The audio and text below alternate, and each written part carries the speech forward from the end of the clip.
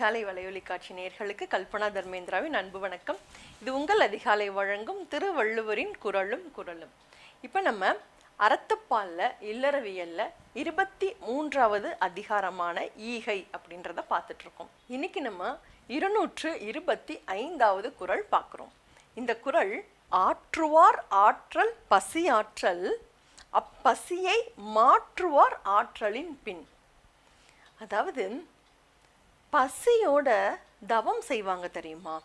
தவத்தில் ஈடுபட்டு சாப்பாடு இல்லாமல் தூக்கம் இல்லாமல் சதா அப்படியே தவம் செய்துக்கிட்டே இருக்கவங்களுக்கு மிகச்சிறந்த வலிமை கிடைக்கும் அப்படின்னு எல்லாரும் சொல்லுவாங்க, நம்மளும் கேள்விப்பட்டிருக்கோம். அந்த வலிமையை விட ஒரு வலிமை இந்த உலகத்தில் இருக்கான்.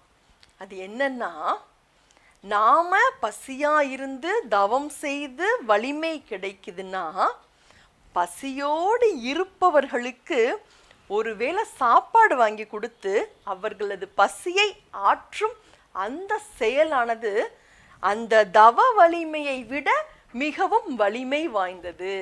அப்ப என்ன அர்த்தம்னா, நம்ம பட்னியா இருந்தாலும் பிறருடைய பசியை போக்குவோமே ஆனால் அதனுடைய சக்தி, அதனுடைய அந்த அறச்செயல் மிகவும் வலிமை வாய்ந்தது அப்படின்றதான் திருவள்ளுவர் இந்த குறள்ல ரொம்பவே அழகா சொல்லியிருக்காரு. ஆற்றுவார் ஆற்றல் பசியாற்றல் அப்பசியை மாற்றுவார் ஆற்றலின் பின் அப்படின்னு.